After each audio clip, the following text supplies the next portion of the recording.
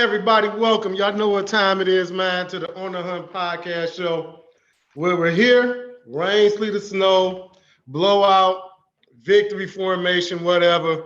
We still here.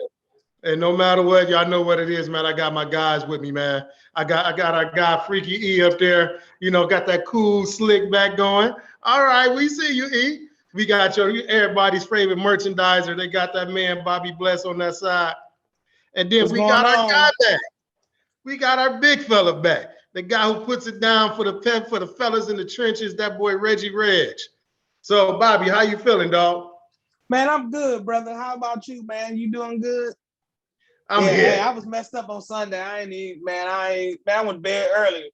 You know how when you're young, you gotta go to bed without dinner. I put myself on punishment for believing in them, whats. But I love them, though. I love them. What's up, Reggie? How you feeling, big dog? I'm glad you're back too. Man, I'm happy to be back, my brother. All I'm gonna say is shouts out to my dentist. Hey. What about you, Freaky E? I'm feeling pretty good. I'm feeling pretty good today. I feel like this is going to be a great episode. I feel like I've said this before.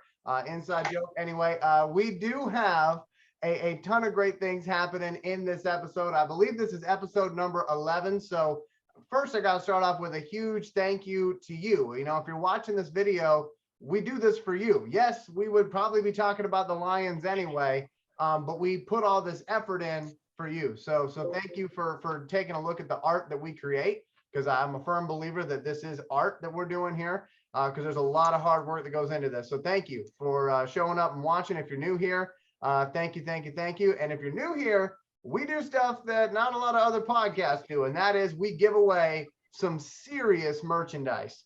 In fact, today we are giving away the biggest merchandise we have ever given away on the hunt. So let's go over to our merch guy, Mr. Bobby Bless. Bobby, show them what we're giving away today. And because I'm an Android user, I'm going to let you explain what these things are in front of everybody. So go ahead, Bobby. Apple AirPod Pros, brother. Everybody loved these. As a On the Hunt team, we had to come up with something better. After last week, we all feel down, we came together. Hey, what can we do to put more spice into the merchandise? We decided to get these. Even if you don't have an Android phone, like our good friend Elijah, stuck in the third world, actually, down there. But I feel like, dude, yeah, man. But make a long you silly. But make a long story short, man. Everybody love these. If you don't believe me, ask a youngster about high school. They'll tell you exactly how much these boys bang. It does a lot of stuff, but I'd rather you find it out for you first, though. But the Apple iBud Pros, man, I like them. Maybe you'll like them. And the most comments and a few other things this week, and I'll give them to you. All right. And remember, folks, that when Bobby Bless says he will give them to you, what he means is it's not like those old commercials you would watch where like they would see, you can get the 8 CD set, but then you got to pay $59 shipping and handling. You don't got to pay anything. Okay. Bobby will take care of that for you. And all you got to do is sit back and take a picture of your victory merchandise for us. Make sure to tag On the Hunt podcast. That's all we ask you to do whenever you get your merchandise. Now, we have got a wheel that we use to give the prizes away. And if you want to get your name on the wheel, here's what's got to happen. Okay, I'm going to show you here. The first step in making sure that your name gets on the wheel is subscribing to our YouTube channel, Elijah Winfrey Studios. Now, when you go there, we want you to subscribe to our channel, and we'd also like you to find a video on here or multiple videos on here to give a like to. Now, if you've never checked out the channel beyond On the Hunt, let me tell you a little bit about what's going on with this. So this is my movie studio. We are based out of Messina, New York, and we feature a lot of different artists, a lot of different filmmakers who work with me on my movies on this channel. So for example, we have a new video up right now that kind of talks about the new sci-fi comedy that I'm making called Captain Corpse. You can find out more about it by watching this video. I put out a feature-length film 2 years ago called Ballad of Billy Badass. You can watch that here. There's more Captain Corp stuff. Of course, you can go back and watch all the On the Hunt episodes you would like to, which I would encourage you to do so because they were a lot of fun making. You can check out the Georgia Tech football podcast I do called Bold and Gold. There's also a role-playing game that one of our art directors actually created, kind of like Dungeons and Dragons, but it's called Fae, where you're the monster actually, and your whole goal is to not get caught. We also have somebody who does videos about Bigfoot research, which is actually kind of cool. And so we want you to go find some other videos and like them on this channel after you subscribe. And then of course, we would like for you to subscribe and make sure you leave a bunch of comments on this video as well. So if you do all that, your name will be up on the wheel. Okay. And we also should have mentioned, I should have mentioned here, that we are also looking for you to bring us 3 new subscribers. As you saw on that clip ago, we are at 186 subscribers, which is awesome. Thank you so much for that support. We are trying to get this thing to 1,000 subscribers. So we need you to bring us 3 subscribers, like this video, like some other videos on the channel, leave as many comments as you can. You do all that, you're going to be in contention for winning those AirPod Pros. And we'll make sure that I don't mess up the name of those things as the show goes on. So right now, what we're going to do is we're going to toss it over here to Nate Rucker. And I'm going to stop my video once again so that I can actually pull something up for Nate here on the screen. And that would be our sponsorships. Nate, take it away, my friend. All right, everybody. So now we're getting into the sponsorships. And, you know, as you see it on the screen, you can sponsor an episode. So when you're talking about sponsoring an episode, we're talking about the entire show. How this is episode 11. You would sponsor this show. Your business will receive 5 mentions throughout the show. So that's whether it's in the intro, whether it's in between segments, after our contest, at the end, closing remarks, whether it's between the numbers or merch alert. However we get it in there, your company, your business will get 5 mentions. You know, hey, as we know, our episodes are approximately an hour, give or take 20, 30 minutes sometimes. But as you know, you get 60 minutes for sure. So allow us to help you expand to reach and get to the point that you want to be.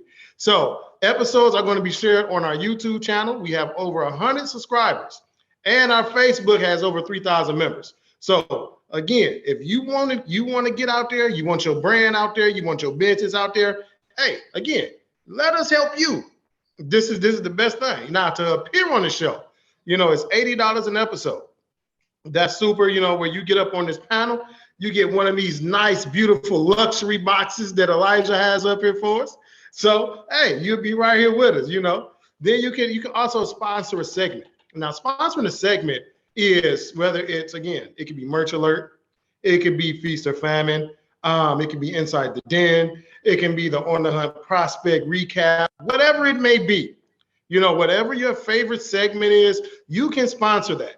And that's $60 an episode. So your business, again, will be mentioned and say, hey, so what we'll do is, since this is nobody's true sponsor, they got enough.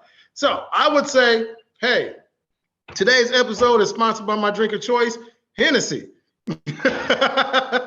Now, true enough, I don't have my lemon cookies, but that is how that sponsorship, would go. Just something short, quick, but your actual business will get 5 mentions, and especially for small businesses. Hey, you can be small, you can be big, you can be starting out. It could be t-shirts, it could be cannabis, Bobby's favorite, but it does not matter. Whatever your business is, as long as it's legal, hey, we will put you up here. We will sponsor it.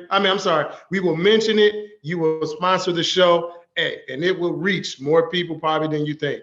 So, hey, that's the best way to do it. And now we're going to go ahead, man, and get to our guy who's finally back. Let's get to the numbers with that boy, Reggie. Putting it down for the big fellas, flexing it. Reggie. We took a loss, so I'm going to have to start off with the good again. Got to start off positively. And I'm starting off with Jeff Okudah. As my man Bobby Bless put it, it's the new linebacker for the Lions. Man, he was out there causing havoc. He was in the backfield. You can go ahead and put that up for me, Elijah, because we're gonna talk about how my man had 15 tackles. He only allowed 3 catches for 22 yards. And crazy thing is, out of those 15 tackles, 7 of them were considered stops, meaning that the offense didn't get to a minimum threshold on the play because of what he did on defense with the tackle. And Akuda ended up with a PFF grade of 86.1, which led the team. He also had a run defense grade of 90.1. That's man, that is nice, man. That's the highest grade on Hush. Yeah. He definitely did his job on Sunday. And then we're gonna kick it back to our rookie. Aiden Hutchinson had another good game this week. He had 4 pressures. He had 2 sacks. He also had a PFF grade of 78.1. And actually, to tell you the crazy thing is, the only reason his grade was only 78.1 is because he got dinged on a couple of pass coverage plays where it really wasn't his fault. He really hit. Matter of fact, if your DN is dropping back into coverage, I think we got a problem there. So we need to figure that out. That's coaching. That's not on the player. Exactly. They also want to bring out, to tell you the truth, I really honestly have been very impressed with 2 players, particularly on defense. Deshaun Elliott and Kirby Joseph, man. You talk about 2 young bucks that's stepping it up. Deshaun Elliott actually had 8 tackles, 4 of them solo. He had a coverage grade of 65.8. Kirby had. He was flying around for sure. He was flying around. And he's been flying around for the last few games to watch him play. He took Kirby, that benching personal. He did. And that's the biggest thing. If you're going to get benched, show him why you shouldn't have been. And then that's what he did on Sunday. Kirby, he had 4 tackles. He also had the highest coverage grade on the team of 75.2. And he also turned Noah Brown inside out. He did. Hey, man. Woo. Hey, boy. That was sweet. Where's my he needs some milk. He needs some milk. But he ended up with he gave up no catches on 4 targets. So I'm really happy to see the young players develop in the midst of a bad season. Now, something that's crazy. Sometimes things happen beyond PFF grades. Now, Sewell had a pretty low PFF grade for a lineman, but here's the kicker. He lined up across from the Defensive Player of the Year favorite, Michael Parsons, 12 out of 32 pass blocking snaps, and all he gave up was a pressure. Now, if that's not impressive to you, I don't know what to say. Say that one more time, Reg, because I think a lot of people don't really understand how good he is. So go through that one more time for me. Make sure I heard that. So Sewell lined up across from the Defensive Player of the Year favorite and Micah Parsons, 12 out of 32 pass blocking snaps. So 12 times he lined up across from him. All he gave up was a pressure. That's it. No sacks, no nothing. He kept his QB upright. That's what you want to see out of somebody. That's how you know this kid is going to be a staple here for a long time. When you see stuff like that, if he could show up against the elite, he'll always have a home here. Now we got to kick it over to the bad. The Lions had 5 turnovers in the game. One of them was a fumble by Williams on the goal line. He could have took a 13-6 lead. Instead, it caused a chain reaction. And the next thing you know, we lost all momentum. And we ended up losing that game 24-6. Now, Williams had another fumble in the game, too. And he ended up with a PFF grade of 55.1. Now, Bobby and Nate ain't going to like this. But Jared Goff is showing the difference between him and a Super Bowl winning quarterback instead. Man, that guy still has more turnovers than Goff, so I don't care. It don't matter. It don't matter right now. My boy Goff had 2 interceptions and 2 fumbles. One was lost. And honestly, if it wasn't for his 21 completions out of 26, his grade would actually be lower. So he ended up with a PFF grade of 54.8. What they used to say for Stafford, the receivers couldn't separate. Whatever excuse we're gonna bring up for, I'll let you roll with it. Right? The receivers couldn't separate. St. Brown was hurt. The receivers couldn't separate. No, they not my boy out. They knocked my boy out on his first catch. And then we found out and he was all right. And then they Yeah, found out they dirt. he didn't have a They concussion at all. dogged him. They dogged him. But that's the crazy thing. It already feels like it's been 2 different seasons. Detroit actually had the highest scoring offense a few weeks ago. Since then, we've dropped from number 1 to 18 in scoring. Damn. And then we turn around to see our defense step up at a level we haven't seen all season. And the offense was up 6 points. So I say that to say this. It's going to be a long season. My boy Bobby Bless, he didn't got to the point he's kicking out AirPods. I don't even want to. Hey, you know it. In order to pick everybody up. So Yeah, I'm gonna kick it over to my boy Bobby for the merch alert. Man, merch. Here's another shot for Henderson. And shout out for counting all 3. Hard this week, man. I'm so mad about the game, guys. I felt like I didn't even want to see the logo anymore. I definitely didn't think about buying no hat. Elijah, you can go ahead and throw that link up there for us, man, if you can. Yeah, But, I got that for you in just a second, Bobby. Just sending the question over to Reggie here. Okay. Let's see here. Okay. But let me go ahead and pull up that link for you. You got another great link for us this week for merch alert. Super excited about it. Let me just make sure that we are on the right page. We are. Okay, Bobby. Sorry for hurting your flow here, my friend. Oh no, it's cool, man. No, it's fluid when it comes to this Lions merchandise. I just didn't want to see the logo, but I'm on the same website as you right here at home. But if you can go ahead and click on something, Elijah, something that would show me something that catch your eye. Oh yeah, those skins is off the hook, man. All I gotta do is I'm trying to look for something I got. But anyway, these skins right here they're all Detroit Lion ones.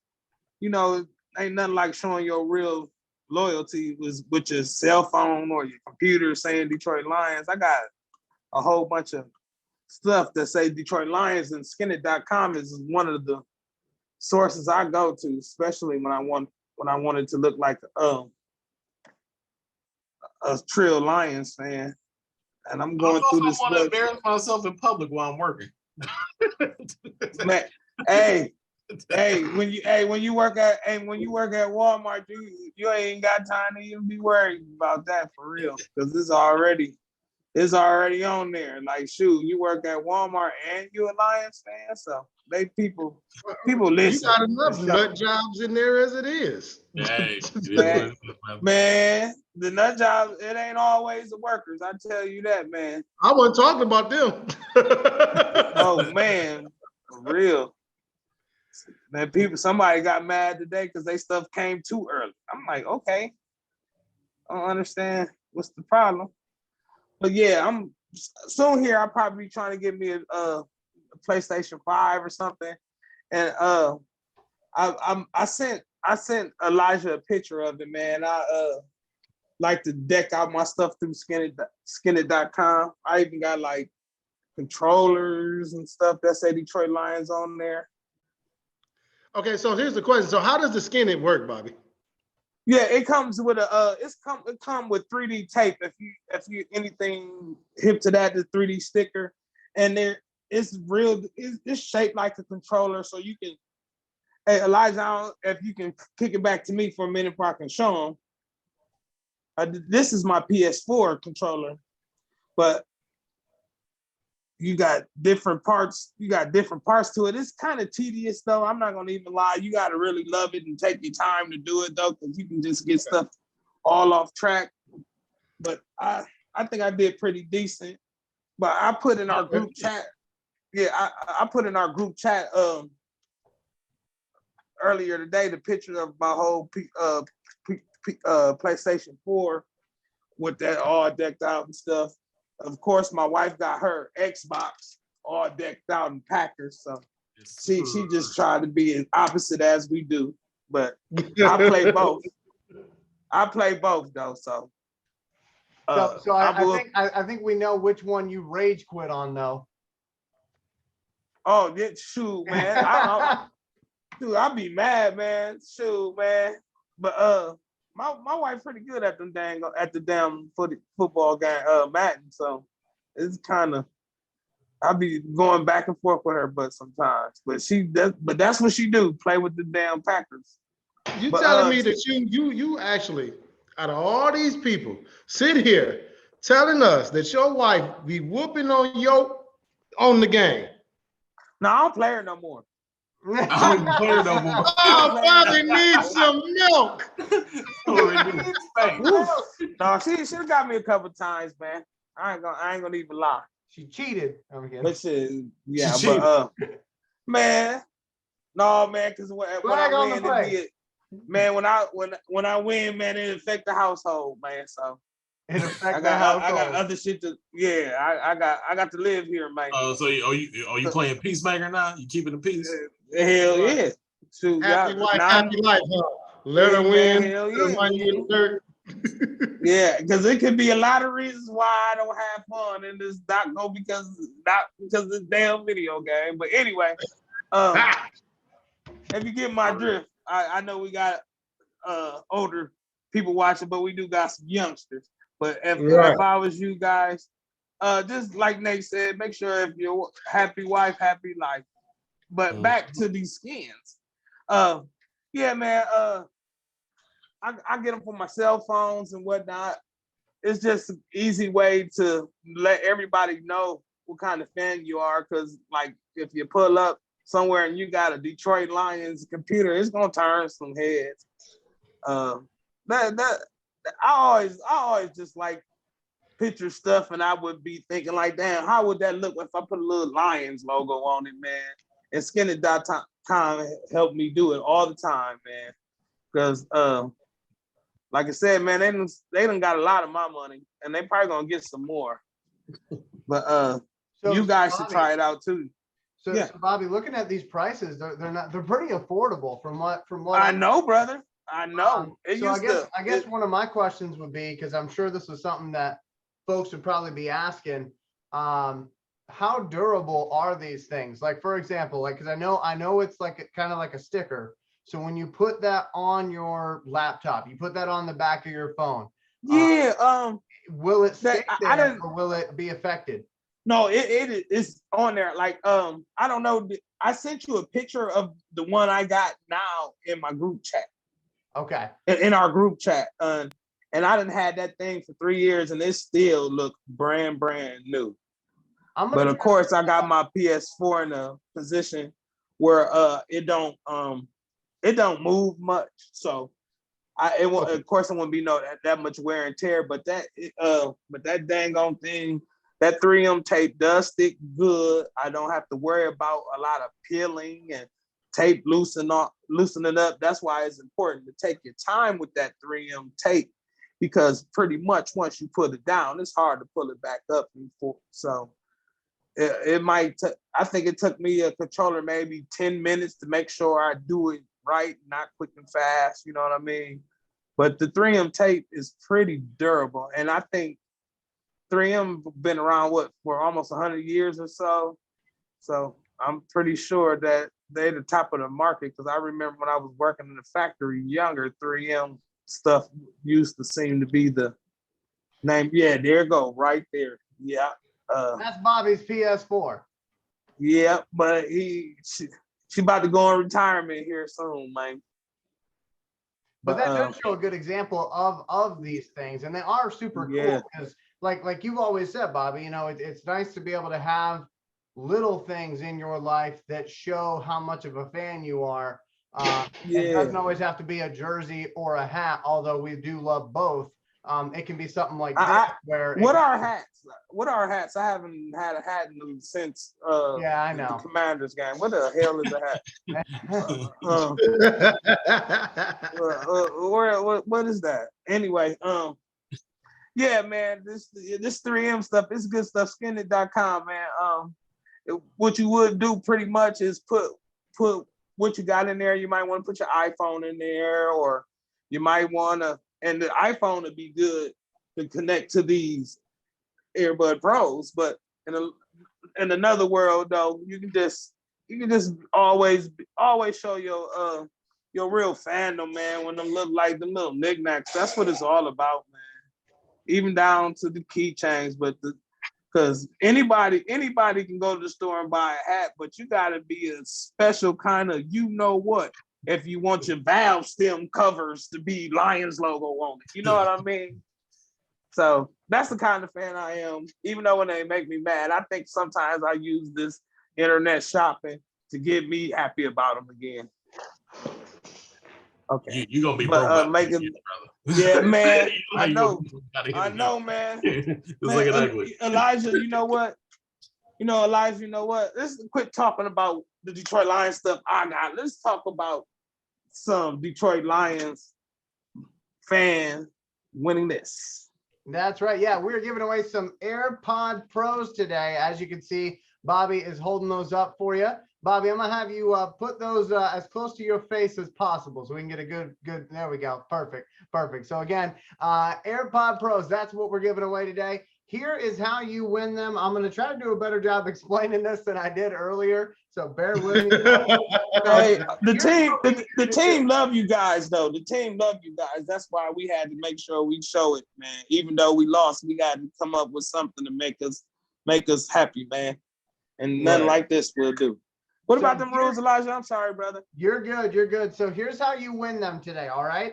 And I'm going to make sure that this is the clip. If we're going to use a clip of the contest, this is the one that we want to use, not that jarbled mess I was saying earlier. So we need you to bring us 3 new subscribers, okay? What you're going to do is you're going to leave a comment in the comment feed of this video with the 3 people that have joined you as subscribers to our channel, okay? We also need you to like this video. Obviously, that's kind of important. We need you to leave as many comments on this video as you possibly can. And then we also need you to go searching through all the other content we have on this channel and find some other videos to like. If you do all that, you're going to get up on that wheel a bunch of times, okay? Because you're going to get on the wheel for every single comment you leave. You're going to get on the wheel for every single like you leave. And you're going to get on the wheel for all 3 subscribers that you bring us. If you bring us more than 3, well, guess what? You're going to get more than 3 times on that wheel. And as the guys can tell you, and I'll actually bring Nate in on this for a second, the people who comment the most are the ones that have been winning. We have not had somebody only comment once and win yet, I don't believe. So if you comment one time and you sit back and say, I think we're good, you're not good. Okay, you're going to get beat, right, Nate?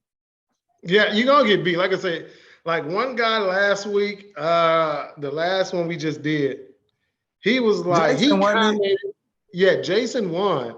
But the other guy, I think he commented like 12 times or something like that. But Jason commented a whopping 19 times. 19 times. So they was looking at this wheel, and so I was taking them through the practice, just let them see how it worked. And I think out of the first 6 times of the practice, it was all Jason. So again, the more times your name is on this wheel, the better your chances are. Pros. Hey, listen, if you don't want them for yourself, they're a Christmas gift. So, hey, it's all good, man. But now we're finna go ahead, man. And again, today's episode, I done showed y'all a couple of times. Remember, this is just a practice. It's sponsored by Hennessy. Hennessy, you can have it with anything. Hey, look, you can make a hot toddy. You can have it with your Tylenol 3s. I don't advise that. I really don't advise that. Oh, no, but anyway. No, just joking. You're gonna have a bad day. Tylenol 3s. Hey, but again, y'all, to sponsor an episode, man, it is $100. And with that $100, man, you get 5 mentions throughout the entire show. So how I just threw into Hennessy, whether we're joking, whatever it may be, your business will get 5 mentions. Hey, I can use me because I'm part of the show. So if it's a, hey, Nate's Kitchen, whatever, I would say, that's a badass kitchen too. Hey, know that. You better know that. Is it So I would it would come in and I would say, hey, welcome everybody to the On the Hunt podcast. Today's show is sponsored by Nate's Kitchen, where blah, blah, blah, blah, blah. Whatever your mission statement. When a pot roast is breaking down. You know this, man. So again, so it would be 5 mentions with that. If you want to be on the show, you want to get one of these beautiful luxury boxes, hey, $80, man, per episode, you will be on the show. Now, keep in mind, hey, if some of you guys might like Sam's Club, you might want to do things in bulk. You can purchase as many shows as you want to be sponsored. It is perfectly fine.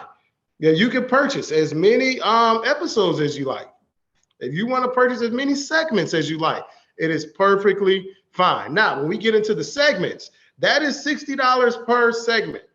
So, hey, you want to do the Prospect Watch, $60. If you want to do by the numbers with Reg and his PFF, hey, $60. Bobby and his skins, his lion skins, $60. You silly. Silly whatever it may be, man, that is all you need to do. So again, as I said earlier, man, let us help you. So as you know, hey, it's across YouTube. We've got almost 200 subscribers on here. And then our show is also put up on our personal page, from our personal page to our On the Hunt podcast page, which I need you people to go through and like that page. It is on Facebook. It is On the Hunt. Also, it is shown in our Lions group, which is real true Detroit Lions fans. Also, in order to win that contest, you need to be a part of that group. Otherwise, you will not. Not for this one, Nate. Not for this one. Okay, well, that's the agenda. Okay, well, this is for everybody. But for future that will help you, though. Yeah, for future reference, for past videos or past winners. Hey, some people might think it's a scam. If you are part of this group, you can go in, you can see the people that have received their gifts, received their prizes, and they put up their own posts. This isn't something that we do. We just tell them, hey, make sure that people know this isn't a gimmick. This isn't a GoFundMe. Hey, the gifts that are being put up, they're coming from us. And hey, you go right from there. It's that simple. Super simple. Hey, that sponsorship, that's all you got to do. Elijah, it's on you, dog. Thank you very much, Nate. Yeah, and again, folks, one thing I wanted to mention with the segments, we are different than a lot of other podcasts out there. I'm not throwing shade at anybody else, but it's just the truth. We actually think of segments that we think will better your fanhood. We want to add value to your fanhood. We're not just here to give opinions or to call for people's jobs. If you notice, we don't do that. Okay, we've been on the brink, but we don't do that. My point with this is, if you're not seeing a segment that you really like, if you're saying, okay, but we haven't heard Feast Not Famine, or we haven't heard Fan Favorite in a few weeks, you know how you get it back on the show? Sponsor it. Because if you sponsor it, we'll make sure that it gets on the program. You guys can't really see it because Zoom is going to block this thing out, I'm sure. But let me try to show you here. Yeah, it's just showing up. There we go. A little bit anyway, before it did. But we've got 18 subjects on this week's show. Okay. Exactly. We spent about 2 hours planning what the show was going to be. All right. Now, if we got sponsorships, obviously those segments are going to be right at the top. So again, if you have a segment and you're saying, man, they haven't done that in a little bit. It's been 11 episodes. There's been a few episodes since they've done XYZ. Sponsor it and you'll see it more often. So I just wanted to throw that out there to you because we're constantly coming up with new things. And hey, maybe you have an idea for a segment, something that we're not doing. Sponsor it. And we'll hear you out and we'll get that on the show. So I just wanted to throw that out there to you because this is a very fluid program when we get going. And, we're not a group that's just going to sit there and say, well, here's the 4 things we always do. And that's all we're ever going to do. We're constantly thinking of ways to add value to your fanship, which is actually what we're going to do right now, because we're going to go inside the den with Nate Rucker. Nate, I'm going to pin you here. Let me know when you want the screen up. Well, Ash, you could go ahead and throw that up there, man. We're going to show them something that we've been, that we did last week. We're gonna take these guys on a little bit of the drive, get them something for their eyes to see. You know, hey, I think that's Busta Rhymes. You know, hey, that is what my eyes can see. So, hey, everybody loves virtual. Everything is going interactive. You want to be able to pick something. So, Bobby, let's see. So you go into the game next week. Bobby, Yes, sir. what is your section, your row, and what seat are you in? Brother, my section is 117, row 19, seat 5. And I'm going with my stepdad in the seat 6 too. So everybody, I want to welcome y'all to the inside of Ford Field if you have not been. So even though we hit row 21, as you can see, is 2 rows up. This is what you call an inside the den look. Bobby right now is right behind the goalpost. You know, and if people know when, you know, it's actually a look like good seats to me. Because, you know, when these games get intense, man, and these guys get to throwing the football, they don't go to the side. They throw it right behind that goalpost. They throw it. I mean, they just launch it into the stands. So, hey, Bobby may come out of this with a game ball. You never know. So, you know, so that shows you the look. Now, exactly. Elijah, back up one time for me. So what we're going to do now, let's say you're coming in and you don't know what, you're looking for your seat. And you want to say, hey, well, what street am I going to take? As you can see, let's say, so Bobby's at 117.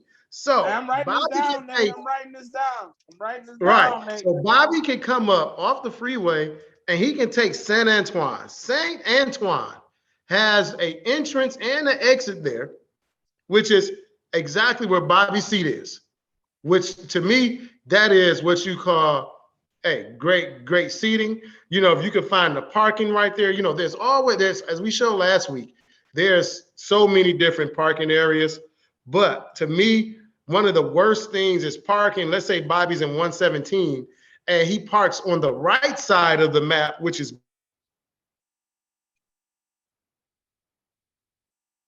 man. Yeah. You see how ground he has to cover?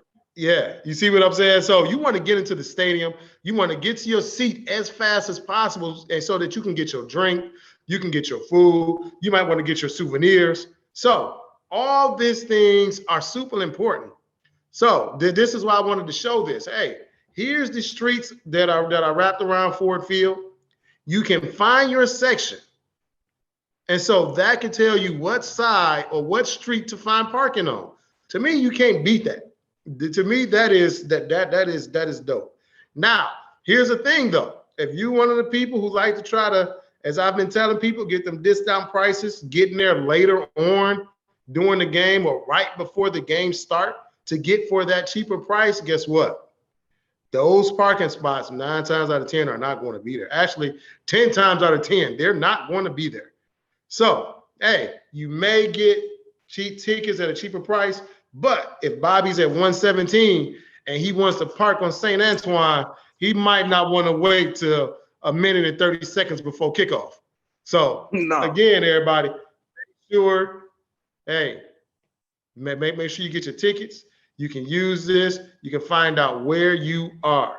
So, look at this. And then he can take us around. Look at this, man. To me, you look at this, man. Ford Field is man, to me, one of the most beautiful stadiums. It's not a bad seat in the house. It's not a bad seat in the house. Man, it's truthfully, you can't find a bad seat. So, everybody, that was inside the den. Now, inside our den last week, of course, take that back. We were not inside of our den. We were in the shitty den. We were in AT&T's den last week. And of course, we got one every week. We got that SBA that we love to call that stupid boy. He needs some milk.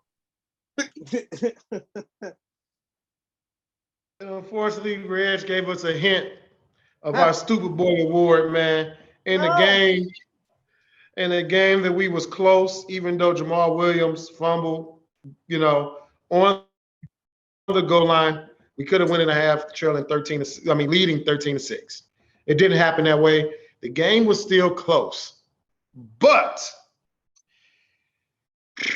our guy, Jared, the turnover machine, Goff. Goof. Jared, the SBA this week goes to you. Jared Goff, you are the stupid boy of the week for not knowing how to limit the turnovers, man. Keep your hand on the ball. Jared. Man, I don't know if you need some stickum, but you got to stop fumbling. Maybe you didn't have your 3D glasses on. Elijah, you might want to ship him a pair so he can see who to throw the doggone team to, who he can throw the ball to.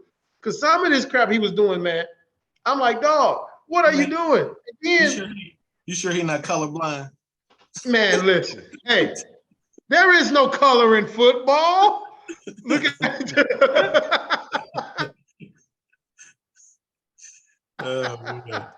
There is no color in football. So now, man, what we gonna do, man? We're gonna go ahead, man, and we're gonna go to our segment, man, that a lot of people actually have talked about on our Facebook group, man, which is our On the Hunt podcast. I'm sorry, our On the Hunt Prospect Watch. Yeah, recap. So now, but this one is not the watch. This is where we go back and we look at our prospects from last week and see how they done. So what we're gonna do now, we're gonna go ahead and we're gonna start with Reg and tell us about your guy and how he did against Syracuse. I mean, he had half a sack. That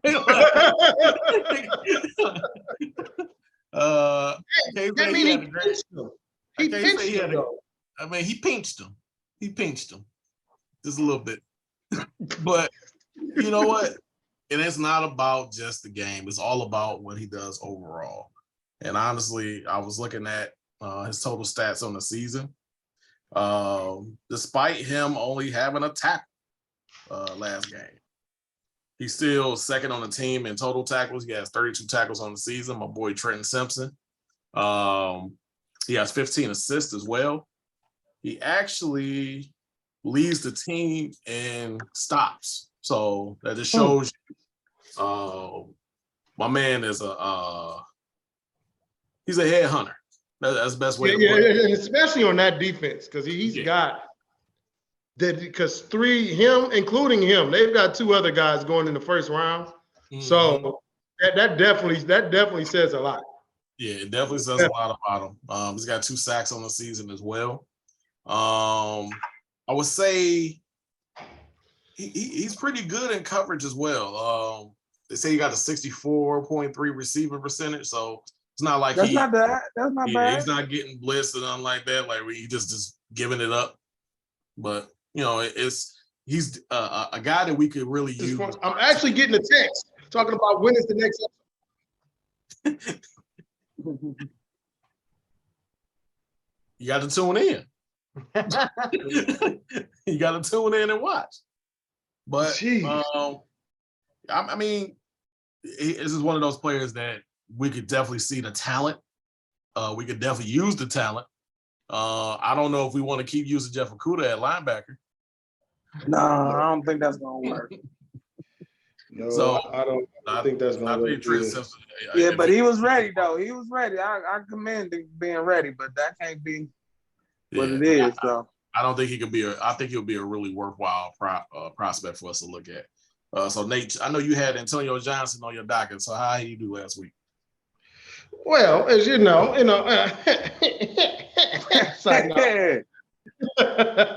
Well, my thing about this, this is one of my points. So you said Jeff Okudah had how many tackles? 15. 15. Yeah, 15. And then right after that, you said we don't what? We don't want him in that. We don't want him in that same position. We don't want him at linebacker. No, we do not want him. Right. So guess what? My guy that I talked about, 6'3", 210-pound Antonio Johnson. You know, he's a safety with cornerback speed, and that boy comes through. Against Arkansas, he had 13 total tackles. Think about it. Right where Jeff Okudah would be, you would have that safety there that has the ability to play the run. He can cover tight ends. Oh, and we won't have to worry about scrambling quarterbacks because he's going to knock snot out of them. Period. He fast. That boy is he's what you call he's the opposite of Jared Davis, where he was an unguided missile. Antonio Johnson is a guided missile. He looks where he's going. He looks what he's going to hit. Like I say, man, 13 tackles,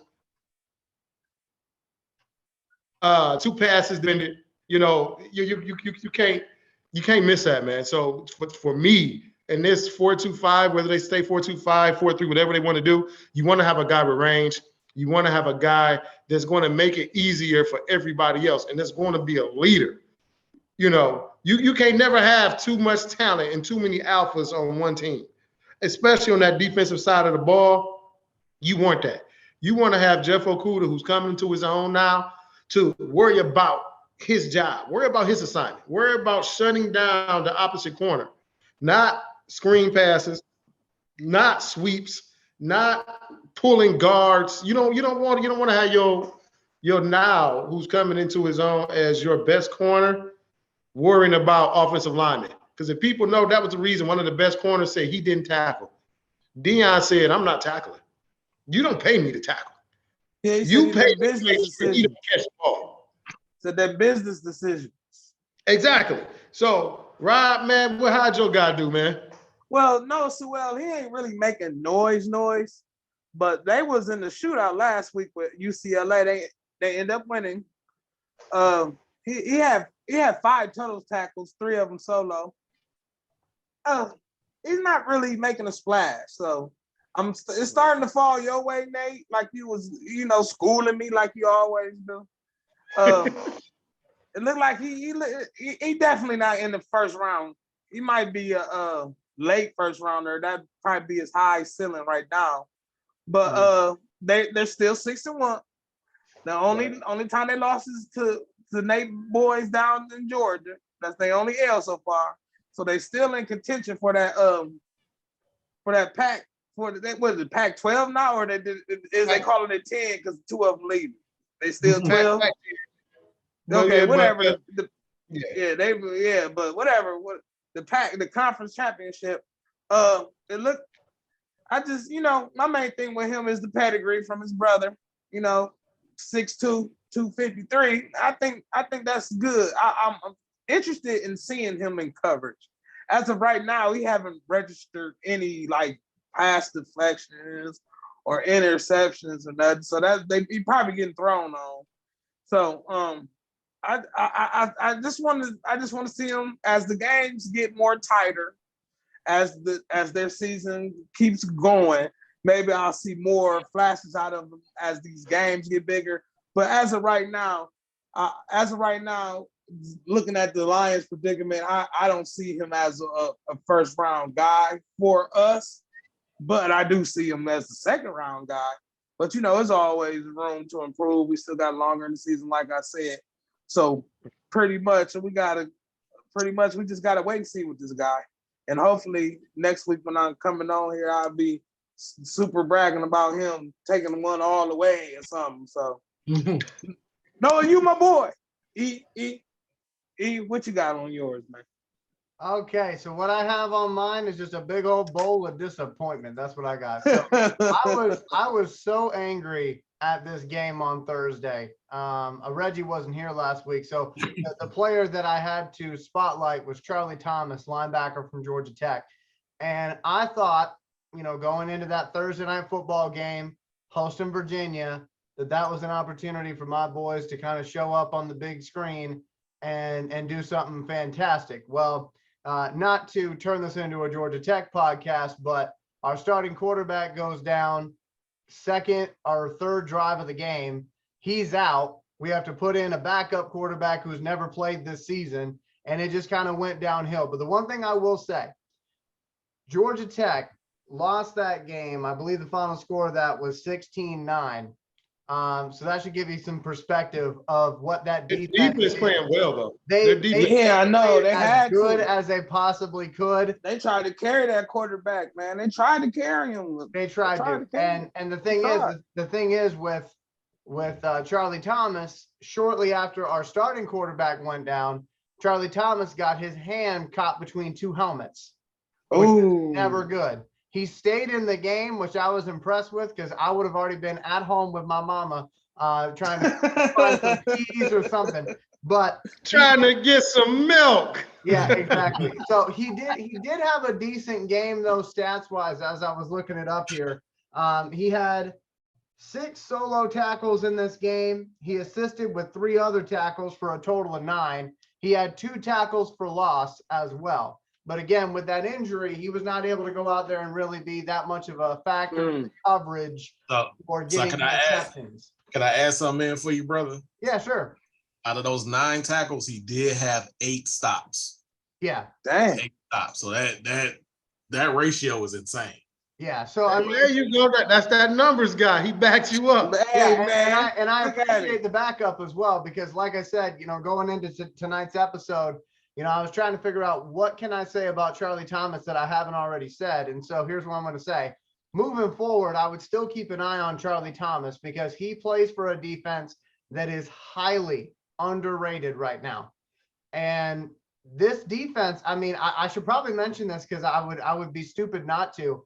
I told you last week that they were ranked 9th nationally in making other teams turn the ball over. Before our starting quarterback went out on the 3rd drive of the game, Georgia Tech had already made Virginia throw 2 interceptions and have a fumble. So if you're looking for some defensive guys that might be a great value for Detroit, maybe day 2 guys that nobody's really talking about, I would, granted I'm a Georgia Tech fan, but I'd recommend, check them out because they are making other teams turn the ball over a ton, and they use the same exact defense we're trying to use right now in Detroit. So that's what I got to say about Charlie Thomas, and that is going to do it, I think, for our prospect recap. So with that, we want to move into our preview of this week's opponent, which is the Miami Dolphins.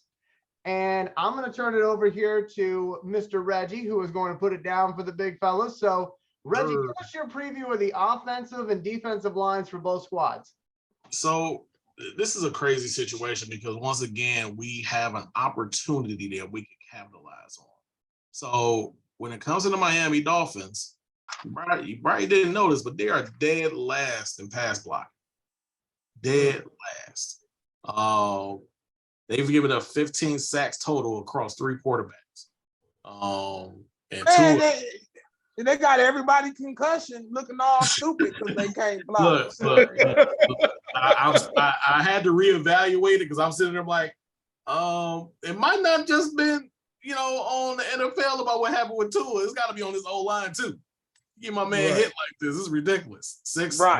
15 sacks on a season. And like I said, that creates an opportunity for our D-line. We want to get after the quarterback anyway. I understand Tua had an unfortunate situation, but guess what? I want to see Aiden sack you about 3 or 4 times myself.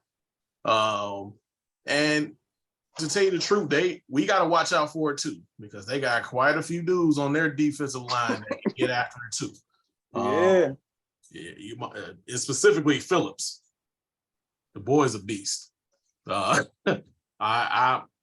actually really looking forward to seeing who can have a better game for their D-line, us or them. And we still rank in the top 10 as far as our pass blocking. So our line total. So we just really want to keep our QB upright so you don't got to worry about fumbling and turning the ball over. But then we want to make sure that we're getting after it on them. So I think that's really going to be the key to the game from my perspective. What's going to happen in the trenches on both sides of the football. Elijah, what you feel about Tua and golf? Okay, so I'm going to take us, and I'm going to try to use my skills as a storyteller here. So we'll see how well this goes. So, you know me, I always like to take us to left field to make my point because it's just more fun that way. So I believe that Tua and Jared Goff are cut from the same cloth. I do not mean their playing styles. What I mean is the love they get from their organizations. Follow me here. When Jared Goff got drafted by the Rams, back then, I believe they were the St. Louis Rams. They were starting to make the transition over to LA. Mm-hmm. Nobody really wanted Jared Goff. They kind of It was treated just it like a throw-in. Yep, it was just a throw-in. they kind of treated it like it was an election. And I know we don't talk politics, but basically they were saying, we need to get the lesser of two evils here. And then they picked Jared Goff. If you remember, the way they talked about Goff in the draft, it was not this is a once-in-a-generation talent, which, by the way, I've only ever seen 22 once-in-a-generation talents in the last 22 drafts I've been alive for. Just saying, I think they use that term too much. But when it comes to Jared Goff, again, they didn't really want him. He was the best of that class, maybe, because Dak Prescott was in that class. Of course, he was drafted a few rounds after Jared Goff was. But in that draft, it was Carson Wentz or Jared Goff. Those were the two big guys. And when you look at Tua has kind of spent his first 3 seasons in the NFL dealing with a quarterback controversy of does Miami really want him or not? And I just At first I thought they didn't though. And in the process of trying to stay alive. And trying to stay alive. You're right. And trying to stay alive. But I look at that situation and I go, these two guys probably, if you sat them down in a room, the stories they could tell that would probably be very somewhat similar, especially with Goff and the Rams, where, he started playing well, then everybody sort of liked him. And then all of a sudden he had kind of an off year and everybody hated him. Kind of same deal with Tua, again, all the success he had at Alabama. The big question was, can he stay healthy? Then he proved that he could. And they still were trying to get rid of him, trying to bring Tom Brady on the yacht and everything else. It's like, okay, Hey, shit, I can get the vote. Both of these guys have been, I'm not going to say mistreated because they can wipe their tears with $1 million bills, but they've not been wanted anywhere they've went. They've never been anybody's first choice. And so I think this game is going to be interesting because Tua's got an opportunity here to really take the reins on that Dolphins team. He's got a coach that believes in him. And so this is kind of his opportunity to kind of show what he can do against a defense that, if we're being honest, is not necessarily the greatest. And for Goff is fighting right now for his NFL career. Like, I'm not going to make any jokes about this because, I would hate to be in that position. But legitimately, people, he is fighting for his career at this point. Because at the end of this season, the Lions have to either pay him the money or they got to let him walk. And if he walks after giving up performances like he did last week, I don't know that he gets a starting job immediately. So these are two guys who, again, have not been wanted, have not really shown the love. And I think this is going to be a good quarterback duel potentially. But again, with the last 2 games that Jared Goff has had and the way things are heating up in that front office, I mean, no matter how much Brad Holmes loves the guy, at some point, you got to say, look, I love you, but I don't love you enough to get me fired. Agreed. So that's kind of where I'm coming from on that for the quarterbacks. I know that's not a lot of stats for you, but I feel like this game is going to feature a lot of these guys trying to prove themselves once again. And for Jared Goff, I'm hoping that he rises to the occasion because it seems like he fell off a cliff the last 2 weeks. So we'll see. We'll see what happens. Moving over here to Nate for backs and receivers. Nate, what are you seeing as far as where these guys are going to throw the ball to and hand the ball off? Well, we know our guys. You got Reynolds, Kennedy, St. Brown, Khalil Raymond, TJ Flockenson, and Brock Wright. Brock Wright has. Hey, listen, Brock Wright had a very nice tight end screen. He shows very good hands, and he's definitely a better blocker than Flock is. So that's good. Now St. Brown came out last week. He You didn't have shouldn't a have concussion. had to. You shouldn't have He had shouldn't to.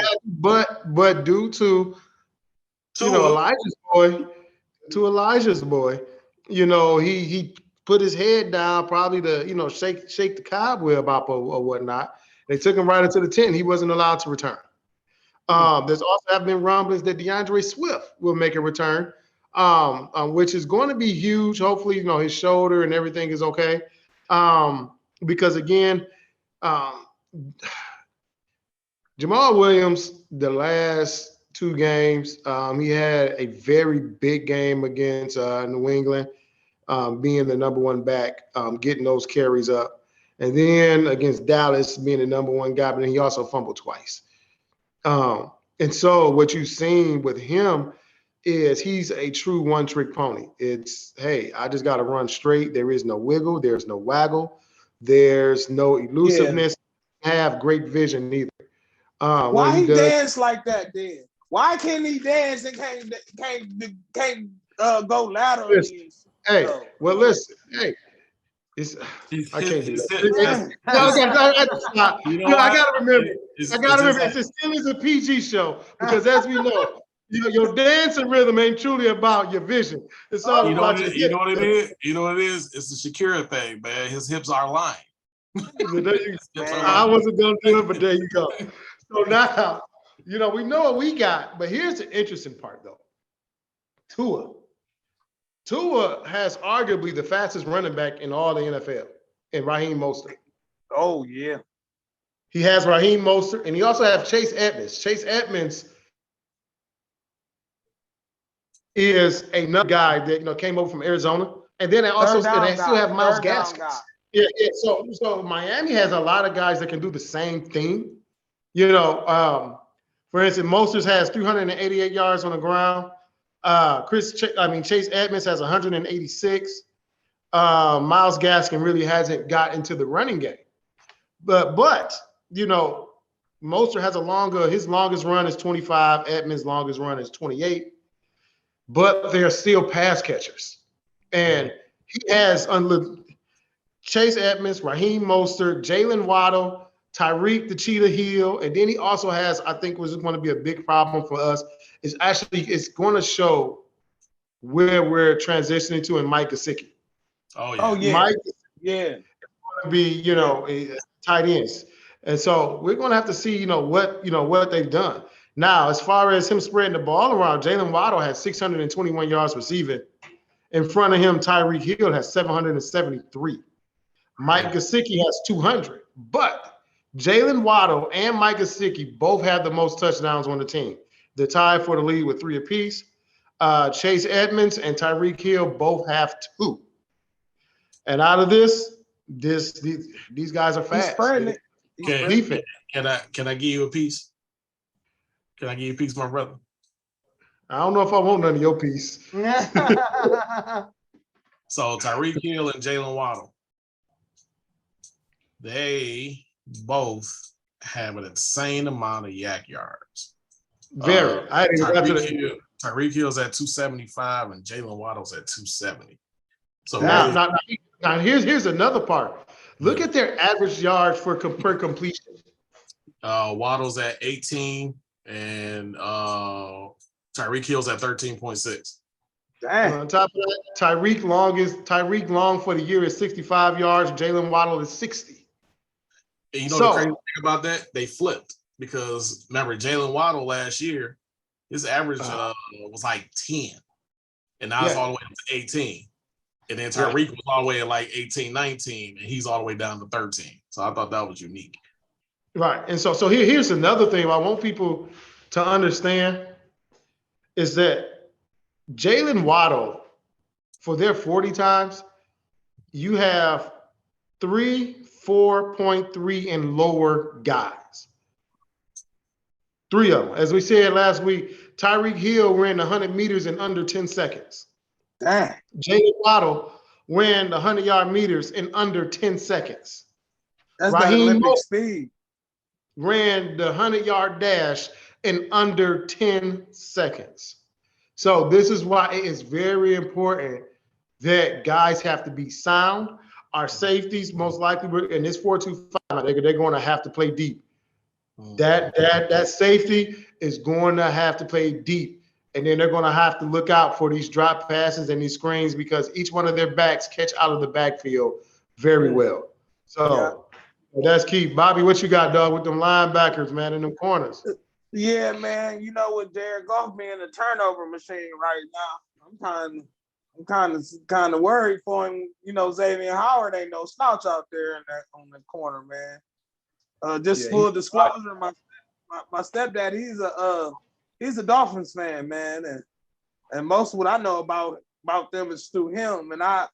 But I did see Howard. He shut down Dante Johnson from the Pittsburgh Steelers last week. I was watching that game. When I was watching that game, he was step for step with the kid, man. I really feel like feel like he's going to be a problem. And then, you know, a lot of you guys, you know Melvin Ingram, he's hot and cold, but he can get hot, man. So I'm kind of worried about him a little bit. But I want to see our linebackers, man, because I last week I was watching Derek Barnes. He was out there doing his thing, man. He didn't seem like he was overwhelmed this time. Seemed like he tired of sitting on that bench, or he really used the bye week to get a handle on what he needed to know. I was impressed with that. And then take away from what Reggie said about the Phillips guy on Miami, man. He on too outside. He kind of remind me of T.J. Watt. T.J. Watt kind of. You know, that's what I meant to say. Yeah, he like T.J. Watt.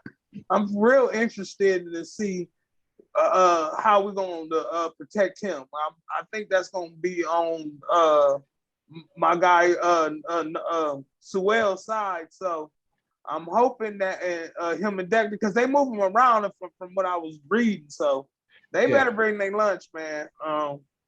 They got some guys that know how to play some defense, even though they're not highly talented. They it's some names on this defense. So we definitely can't take them lightly. And I just want to see how Jared Goff, because Miami, they had a good defense. They always had questions with the quarterback. So being that our numbers guy Reggie was telling us, man, our offense is falling from 1 to 18. Kind of want to see them do good against these guys. Or I think it was just the first couple weeks was an admiration, man, because the offense is supposed to be what powers this team, and I want to see what St. Brown is going to do. But as far as the linebackers, I think the more they play, the better they get. I even starting to like how Anzalone is flying around. But what I like even more is getting rid of these for the contest. Elijah, can you talk a little bit more about these AirPods we about to give away? Yes, I can. So remember, folks, we are giving away some AirPods. Bobby, show them for us. We are giving away some AirPod Pros today. This is the biggest prize we've ever given away on this show. As you know, when we give away things, we put your name on a wheel and then we spin it, okay? It's got nothing to do with who we like, who we don't like, who we're related to. It's got nothing to do with any of that, okay? It's got to do with the spin of the wheel. So if you want to get your name on that wheel, you can do so by doing the following things. Number one, bring us 3 new subscribers. We are trying to build up our YouTube channel here. We appreciate everyone who's already subscribed, but we are trying to get new folks to subscribe so we can get to 1,000 subscribers. So bring us 3 new subscribers. Make sure you leave a comment to tell us the 3 people that you have brought with you so that we know. Like this video, go on our YouTube channel and like some other videos. Not going to tell you how many to do, and there's a reason why I'm not telling you here in a second. And remember to leave some comments down below. Now, if you bring 3 people with you, guess what? Your name is going on the wheel 3 times. If you leave 55 comments on this video, guess what? You're going to get 55 slots on that wheel. It's like a free raffle ticket. It's up to you, man. Exactly. If you It's up to you. all of our videos on this YouTube channel, Lions related and not, you are going to get a slot on that wheel for every single like. And as the fellows will tell you, if you leave one comment and think that's going to do the job, it will not. Okay, it will not. You're going to want to do these things. Give yourself the best chance to win. Bobby, you were going to say something. Yeah, liking is easy. Liking is easier than comment. So get your likes on and you say a couple things. Just don't use one word. You know what I mean? Tell me how you feel about right. And then emojis do not count. Emojis don't count. Oh, emojis don't count. Right. Ow. Ow. Okay. Shout out to the Longo. So but again, anyway, yeah, man. Yeah, I just want this. It's up to you, man. Get them raffle tickets, man. Hey, y'all want to try to win this? We all should try to go in since we all a part of this, man. Yeah, you know, I might be having Cassandra leave some comments. I don't know. Hey, yes. If I don't see nothing by tomorrow, you're gonna see Nate Rucker up and down that joint. Oh, you okay, Nate? So real quick, before we move on to our next thing, and I know that we're getting close on time here, fellas. As using the emoji there. I wanted to add something to what I was saying earlier about the quarterback. So I talked about how Tua and Jared Goff were kind of cut from the same cloth as far as being quarterbacks that are good enough to get into the league, but not quarterbacks that make anybody fall in love with them, right? So I wanted to talk just briefly about the other quarterbacks drafted in that 2016 draft class, because a lot gets made out of Jared Goff being the #1 overall pick in that draft. But this is where people need to actually do some dang research and go back and look at the other quarterbacks from that draft. Okay, so we're going to play a little game here. I want y'all to just sit back, relax as I read these names and think about how many of them are still in the league. Okay, here we go. These are the quarterbacks drafted in the 2016 draft class.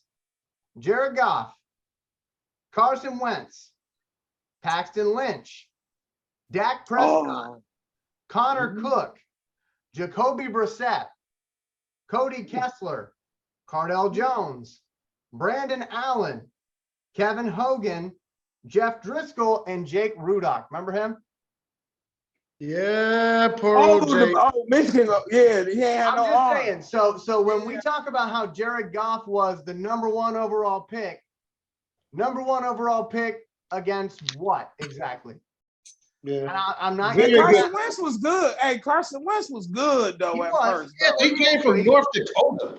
Pre-injury, but my point is that a lot of people put a lot of stock in the fact that he was a #1 overall pick. Therefore, he's got to be, you know, that talent that you assume with a #1 overall pick. And Jeff Fisher couldn't coach and shit. Yeah, I'm not Jeff saying Fisher that he's was not talented. Just to be very clear, I'm not saying that Jared Goff isn't talented, but what I am saying is, if you're the Rams that year and you're drafting #1 overall and you're trying to draft a quarterback, he was the lesser of the however many quarterbacks I just read off evils. He was the best out of those guys. But you put him in a draft class with RG3 and Andrew Luck, Jared Goff's probably a 3rd-round pick. I'm just saying. So I just wanted to add a little perspective to that. But again, I still believe that both Tua and Jared Goff, they are good enough to get into the league. For whatever reason, they're not universally loved by their teams. Like, I saw more love for Tua when he was laying on the field and people were worried about his health than I've ever seen when he's won a game. They wanted Herbert. Them Miami fans, they wanted Justin Herbert. Right. Them Miami fans wanted Justin Herbert. They did not want Tua. But or like what's the guy name? Flores. He didn't want his ass either. Right. And so that's why I'm saying that I feel like Goff and Tua, if they sat them down for an interview, I would watch that, because I feel like they've got a lot of interesting stories about, well, yeah, you know, I love my team, but they never really put the people around me, and they never believed in me enough. They were always looking for their next option, you know? So, but anyway, we'll move on to some more happy things, but I wanted to throw that in there because 2016 #1 overall pick to me doesn't hold a whole lot of weight 5 years, you know, later. But anyway, taking a look here at the sponsors, we're going to go back over to Nate. Nate's got his cigar out. So Nate, I'm going to pull up that screen here for you one more time so that everybody can see that. So bear with me as I do that here. And let's go over the sponsorships again. I know we've talked about it a lot, but hey, imagine this. We wouldn't be talking about the sponsorships if we had a sponsor. We'd actually be talking about their business this many times, right? Exactly. The same way I think we went over the sponsorship 3 times. Three times. So remember, people, we said if you sponsor the episode, it would be 5 times. That's actually more time. It's like, you ever watch something on YouTube and you don't have the paid version, and when you get good into a show, a commercial pop up, you get 5 of those, 5 of them, but throughout the show. So again, your business will receive 5 mentions, no matter how big the business is, no matter how small it is, as long as it's important to you. Hey, it's important to us. So, hey, let us help you. You sponsor us, and we'll make sure that your business gets mentioned, your business gets seen, your business gets heard through every audience and every ear that we can reach. They will know of your business. So remember, each show is no longer, it's the minimum. As of right now, the shows are a minimum of 1 hour. So that's 60 minutes, and you're going to hear your business mentioned 5 times. Hey, you could screenshot the video. You can pick out the 5 parts you want and put it up on your page. Hey, everybody, this is the Lions Podcast, and they mentioned my show. They mentioned my business 5 times. Hey, social media is the way to go. So how about let us use our platform to help you expand yours? So remember that all our episodes are shown on YouTube, and it will be mentioned on Facebook. And also, we got something coming where we might, hey, it's going to be on Instagram too. So all these IG nuts, hey, it's going to be on there too. You can't miss it. Now, if you want to get on here, with us, it's $80. $80 per show. You are involved. You are involved with the planning of the show. You could come up with the ideas. If there's a segment that you would like to talk about that maybe we're missing, maybe there's something that, hey, it might catch our ear and be like, we need to add this, consistently as a, an ongoing segment. There you go. That's your opportunity. That's $80. Simple. Now, if you want to sponsor the segment, whether it's on the numbers, whether it's Inside the Den, Prospect Watch, whatever it may be, whatever segment that we have, that is $60. So you can have the merch alert, all of it. So make sure you guys, man, hey, again, allow us the chance to help you. Because, hey, y'all see, we love to talk. We love to talk football. Don't you want to have somebody else talk about your business instead of just you? Give us that. Let us get people, hey, because, sometimes people might get tired of hearing you talk. Let them get some other voices to back you. So follow us. Let us help you the best way we can. It's simple as that, dog. Elijah. Thank you very much, Nate. And yeah, you can see that I'm not on the screen right now, and that's because I'm getting ready to put some prospects on the screen. It is time for our We are going to start off here with Nate Rucker's prospect this week, and that would be that bad Anderson. Nate. Everybody, if you do not know who this young man is, I don't know what rock you've been under. This is Will Anderson. Will Anderson last year was the highest rated PFF pass rusher, and he didn't even come out. Last year, he had almost 18 sacks. He had 17.5 sacks last year. Everybody know he was, people was mad. Hey, Aiden Hutchinson was in the Heisman final, and Will Anderson was not in the Heisman final. But it was a lot of people that was mad about it, and it just went from people from Alabama. So in the last 3 years, his freshman year, true freshman, he had 7 sacks. Sophomore year, 18 sacks. This year already, he's got 6. Now, mine, this ain't a shot at Bobby's guy, but my guy also has an interception, also has 3 passes defended. Oh, and that boy, and he's also forced fumbles. So not only does his PFF grade match his play, but he's also a locker room guy.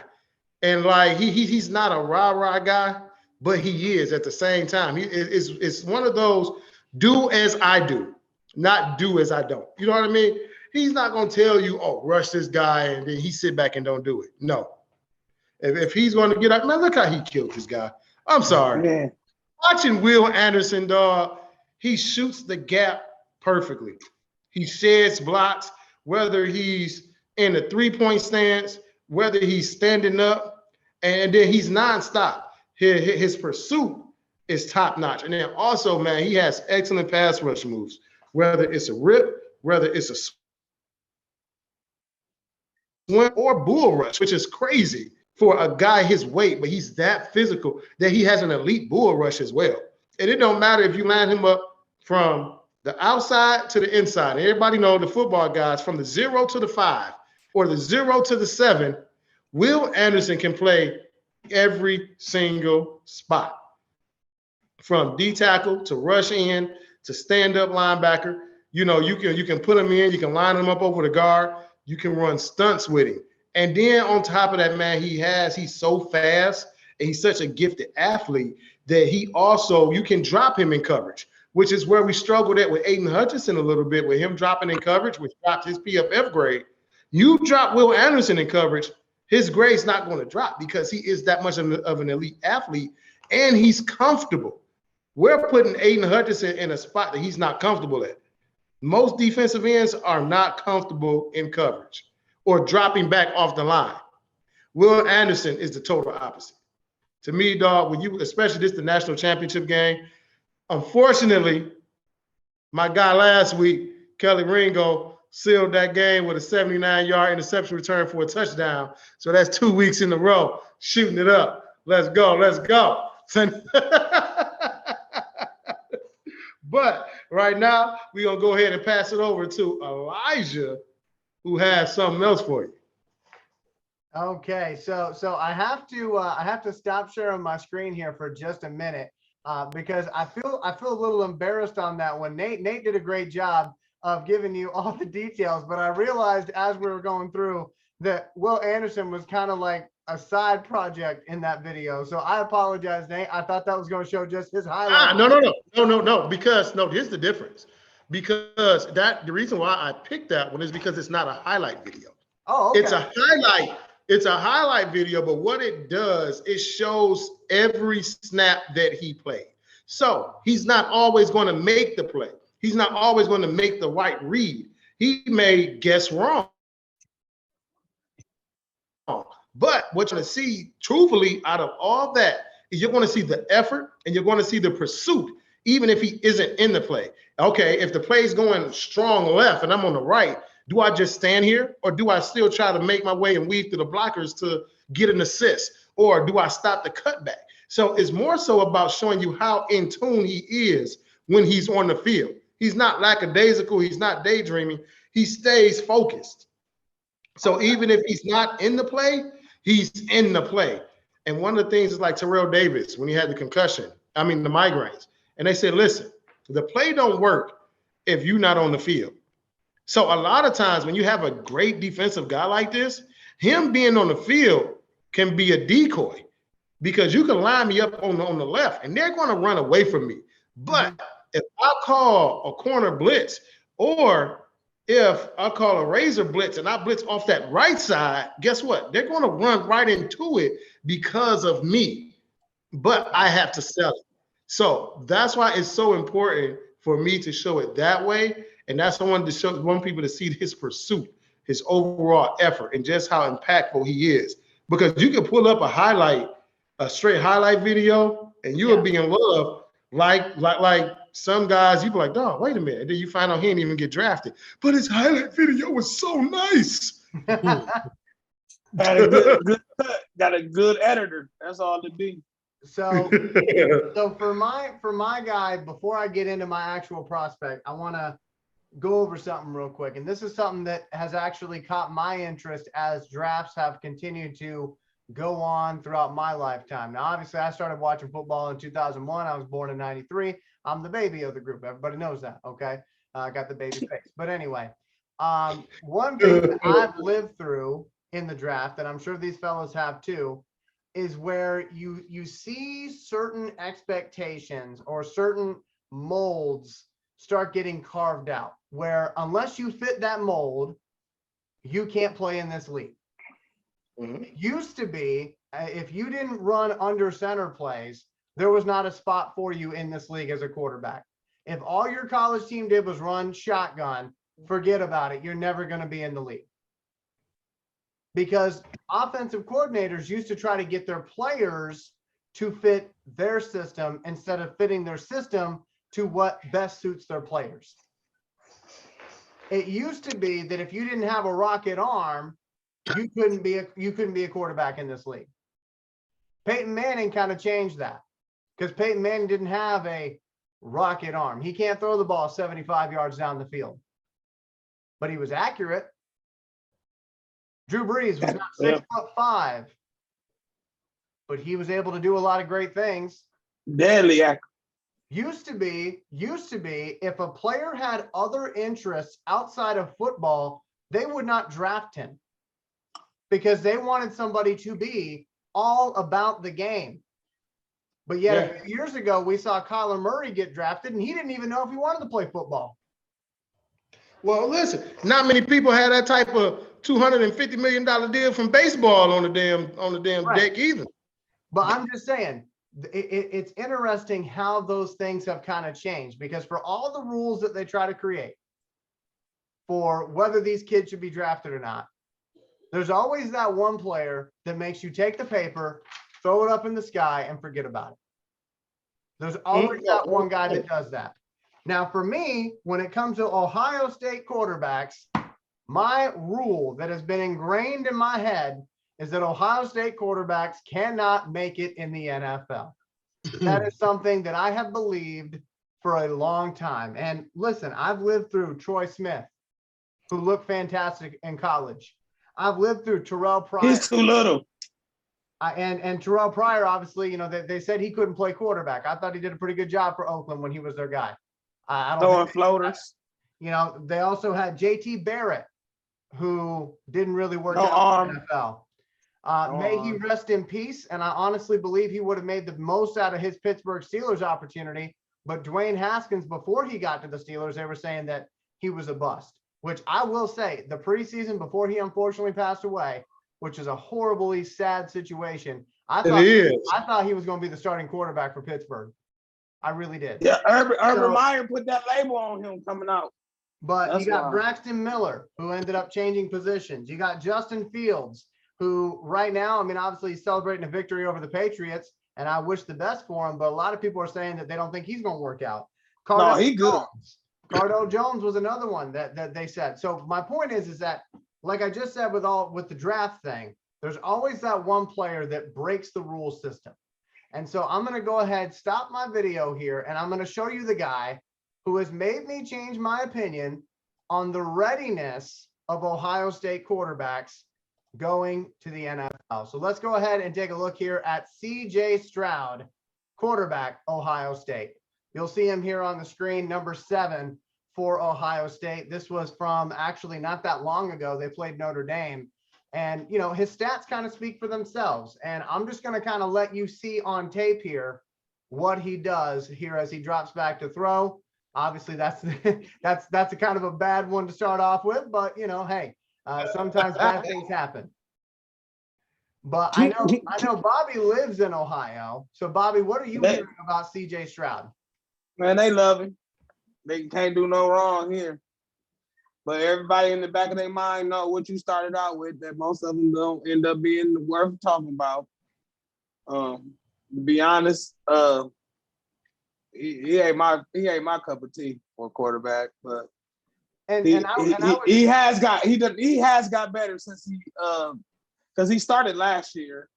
He definitely wasn't impressive this year, but I can say, as of right now, he's one of the top Heisman candidates. He had a really, really, really good season. I'm not going to knock it from him, but like I said, in the back of my mind, nah, Ohio State quarterback. He ain't did enough to make me go as far as you went with it. But. And just to be clear, my number one quarterback that I've talked about on this show is Hendon Hooker. Okay, he is the guy that if I have my choice, and they said, Elijah, you know, for whatever reason, you won the pick a player contest and you get to pick the first pick or whatever in the first round for your Detroit Lions, who are you picking? Maybe not with the first pick, but certainly in the first round, I'd pick Hendon Hooker. But there's going to be a lot of people. I'm taking Hooker with my second in the second round. First pick, second round, Hendon Hooker. But there's a lot of people right now that are looking at CJ Stroud and they're saying that he might be the, you know, top pick in the draft. And, you know, one thing that the fellas and I were talking about in our planning session, with the way this season's going, a few weeks ago, I thought we were going to win 6 or 7 games. So I was looking at players that would still be around in the top of the second round. But now with the losses piling up, I'm having to look at some of these guys that ESPN is forcing down our throats. And one of these guys is CJ Stroud. So as you can see, you know, again, does he throw a good ball? Sure. Does he play at Ohio State? Yes. Does that, you know, and that's one thing that I think is very interesting. The quarterbacks that play at these big schools that don't work out in the NFL, because you think about it, I mean, some of these schools have bigger stadiums, bigger fan bases than these NFL teams do. And so they sit there and they deal with all that pressure playing for these prestigious universities. And then they get to the NFL and it's like they can't handle playing in front of 50,000 people, even though they were playing in front of 110,000. It's like, what happened there? You were literally the face of the franchise for that college for 3 years. And all of a sudden you crumbled because you got to the NFL.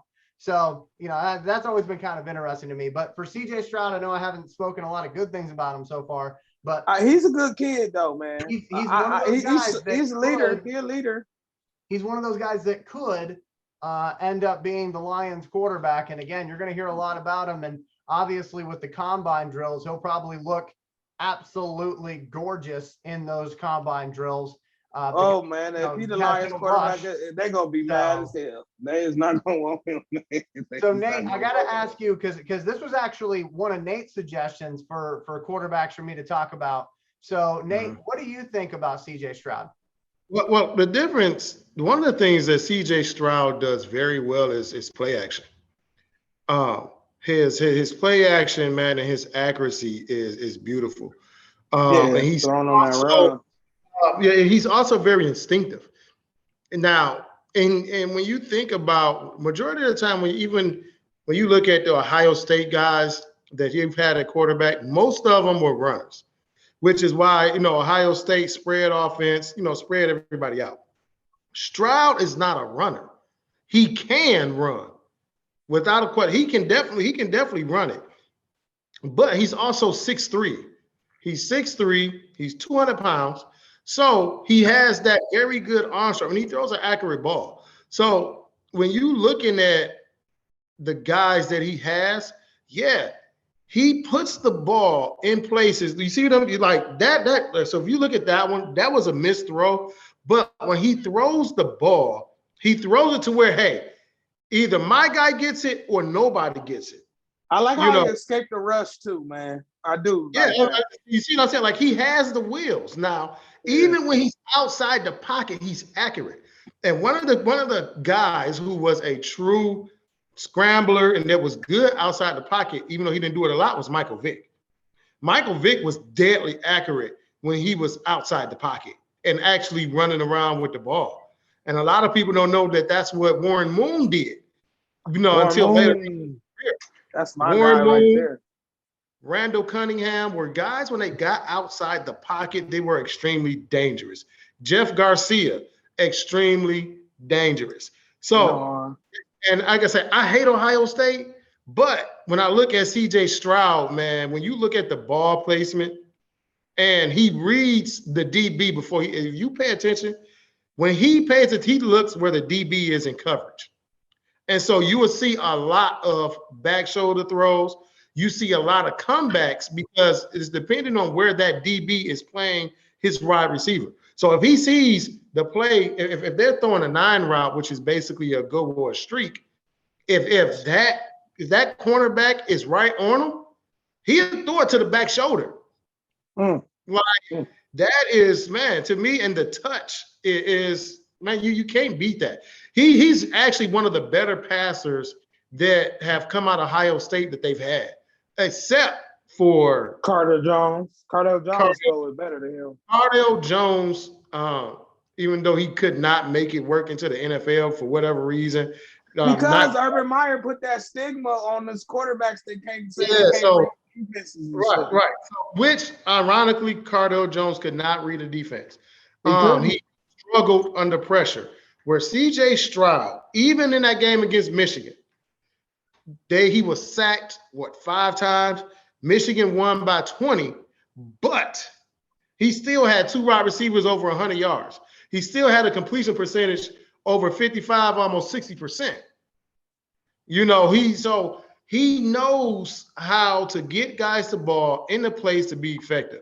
So, hey, that's why I don't truly care about Bryce Young. Hell, Bryce Young's not even 6 feet.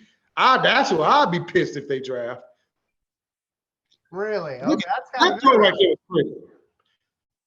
I'm sorry, Nate? I said that throw right there was pretty. It was. So that throw right there was pretty. Before we go over to Reggie, I just want to mention at this moment in time, if you have a prospect that we have not covered yet, be our eyes and ears out there. Let us know, some people that maybe we haven't looked at, that we can look at, because, obviously we try to think of that. We try to figure out guys that maybe are being talked about, like CJ Stroud. Again, I'll be honest with you folks, like he's not somebody I ever would have covered. If it wasn't for the fact that he is projected to be one of the top quarterbacks taken, and we look like we're going to be one of the teams that's going to have a choice at the top of next year's draft, unless some things change. And I surely hope they do. Although, I wouldn't mind getting Will Anderson to team him up with Aiden Hutchinson. That would be a pretty sight to see. And if we got Hendon Hooker, I would be certainly very happy with both of those selections. But I do want to get over to Reggie, because he's been patiently waiting for us. So Reggie, patiently waiting for Mike to explode on. Let's go over here to your guy, Myles Murphy. We're going to put some highlights on the screen. Tell us what we should be paying attention to, Reggie. So just another highly talented DM, guy that can put pressure on the ball or pressure on a quarterback. So he leads Clemson in sacks right now. Got 5 sacks. And I was looking at his numbers from last year, and it was kind of eye-opening when you see a kid like this. He had 42 pressures. He had 9 sacks. He had 33 hurries. It was still 21 tackles, 22 stops. So the kid, not only can he get to the quarterback, but you're going to put him down. You ain't got to worry about all that. Man, look how he did that tackle right there. Trudging and all this stuff. No, the boy's going to put you down. Now he's on a very talented, looking like Khalil Mack. He's on a very talented. I remember that. Definitely on a very talented defense. He has a really good interior defender that takes a lot of pressure off of him as well. Actually, has a couple of them, but couple of them. Why are they doing Gibbs like that? Come on. He's good, but he can't shake 5 people. Come on now. He got good hands too. He got good hands. I like his hands with him from what I've seen.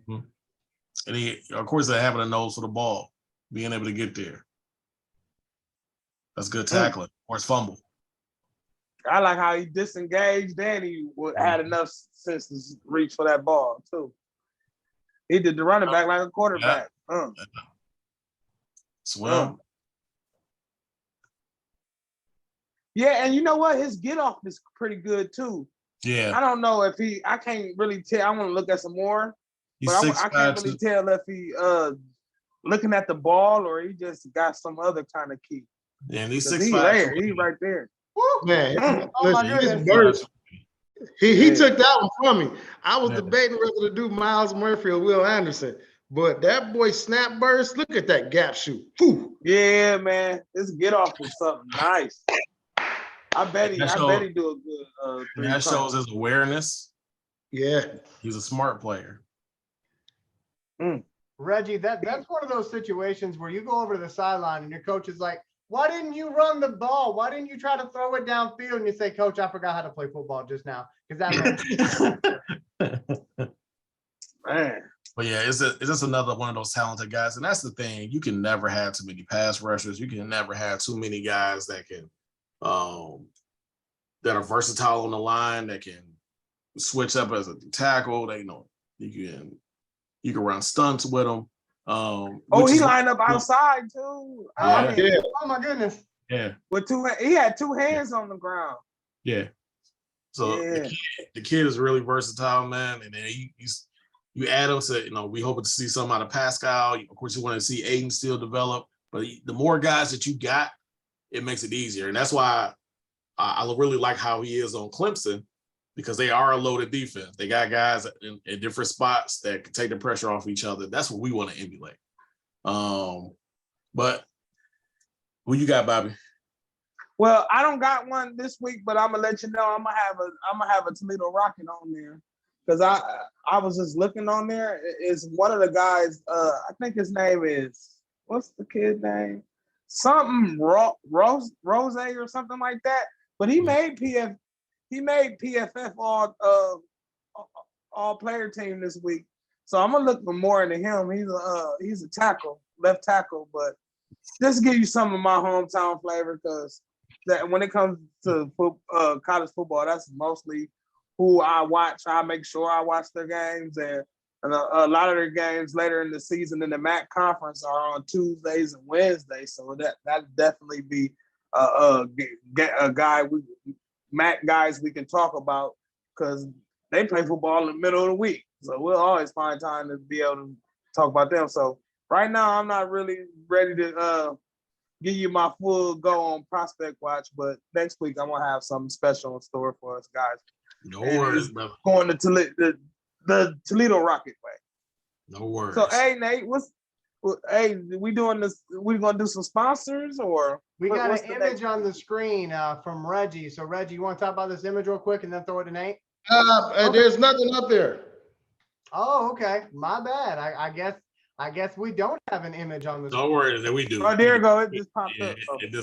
It went away. It popped up at the end, didn't it? It popped up and it disappeared. Of course it did. I got Bobby on my screen. Let me try to get this image to pop up here, and hopefully. Yeah, we got something. We're working with Grease now. There we go. So basically, it shows his defensive grades. Thomas Murphy. It shows his overall defensive grade. He's 60th out of 842 edge defenders. So that just shows you how he's green and everything. Yeah. Dang, A status. That's as far as like his run defense, he's 145th out of 785. Once again, that's very good. He green and everything. About college, we're still talking about thousands players or plus. We need to do this with Will Anderson so I can make y'all eyes fall out. Oh no, I got his info too for you. So when we follow up on the next week, I got you. So I have to point out something that's got nothing to do with the image you're seeing on the screen. Well, sort of. Mm-hmm. But the thing that makes my eyes pop out, Reggie, you have got so many notifications, my friend. Like, he's got Instagram things, 5 videos. Like, oh my goodness. Reggie is a popular and you know the man. crazy thing about it? Fantasy football. Of course, we got admin stuff, so that's all the Facebook stuff. Then, you ain't lying. I mean, you got the Instagram. Yeah, I see that. Yeah. Look, I'm a busy man. He is Okay, so Nate, let's go over the sponsorships one more time. I'm going to go over the contest and we're going to close this thing out. So Nate, with the sponsors, let me pull that back up here so folks can see that form. Again, remember, we're doing the sponsors just about as many times as we would be covering your business. So if you're going, wow, they're doing that a lot, we would be doing that a lot for you too. That could be you. That could right, be 100%. Again, y'all. Now, to keep in mind, I said our show is at a minimum of an hour. We're well over an hour. We're well over an hour. This could be how many times we are speaking about your business. We are promoting your business. while you sitting there talking on the phone, texting to your mate, your spouse, whatever, your business can be mentioned and still getting put out here while you're not doing nothing. So how can you not take advantage of this? Again, man, $100 an episode. You get 5 mentions, 5 throughout the entire show. You cannot, you can't beat that. Again, I can't keep telling you or really say how important it is for guys and gals with these businesses. If you want to get to where you say you want to, if you want to get the bag, you're going to have to spend some of that bag. So guess what? Spend it on something and people that are going to work for you and do their best to get your business out there more than you are or just as much. Again, Exactly. we reaching over, truthfully, between my page, between Ray's page, between Bobby, Elijah, YouTube. I got about 3,000. I got about 3,000 fans and Instagram. We're talking about roughly 10,000 people. And you never know, out of that 10,000 people, who's going to really pay attention to your business, who you're going to reach. You know, with the people that I know and the people that these guys know, you never know what influential person is going to see it. You never know what high profile athlete may see it. Somebody that may want to truly invest into your business may see this. So this is the best way to get it out there. If you ain't got to keep putting it on the flyer, yeah, that helps too. But, hey, let us work for you while this show is on, while we're reaching different parts of the world, while we're reaching different ethnic groups. You never know who's going to see this. This is what's important about growing the business. So again, if you want to be on the show, you're part of the planning session. You can help us come up with segments. Hey, that's $80. And again, our segments, like today we had 18, but majority, our primary segments, we're going to have Feast Not Famine. We're going to have Reggie's by the Numbers. You're going to have Bobby's Merch Alert. We're going to have Inside the Den. We've got Fan Favorite. We've got Super Boi Award. We've got a trivia. We have our contest. And on top of that, Elijah, being a movie producer, has an extended viewership. So you want to take advantage of that. Because he's in Canada. We're here. Bobby's in Toledo. Me and Reggie are in Detroit. Elijah is in Canada. As he, Messina. But you're reaching a vast majority. You're not just stuck in the city of Detroit or wherever your business resides in.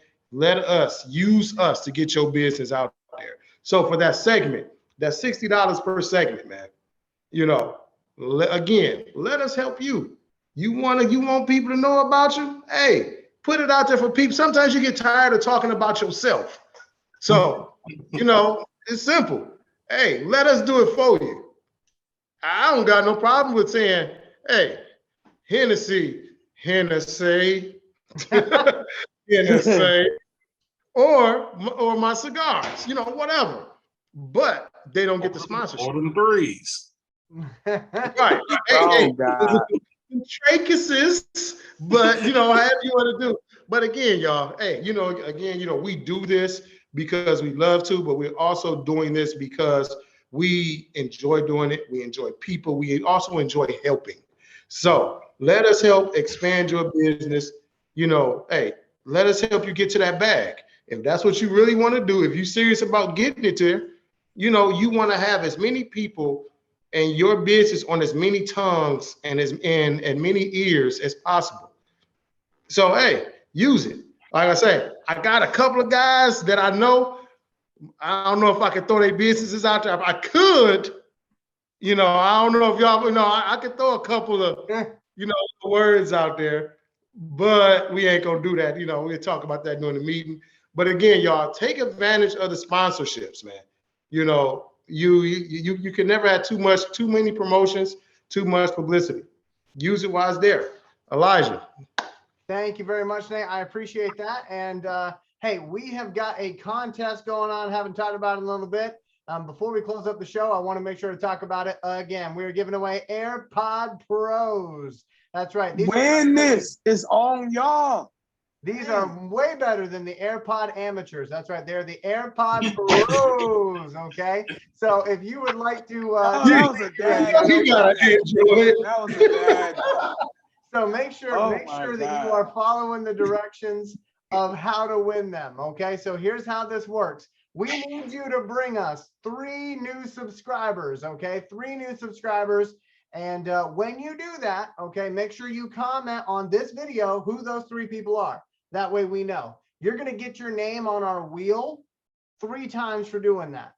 We also want you to leave as many comments below as possible. You are going to get your name on the wheel for every single comment you leave, okay? We also want you to like this video and go find some other videos on this YouTube channel to like. You're going to get your name on the wheel each time you do so. So between all those things, there's no reason why your name can't be on that wheel 100 times, okay? And let me tell you, They got to think about it.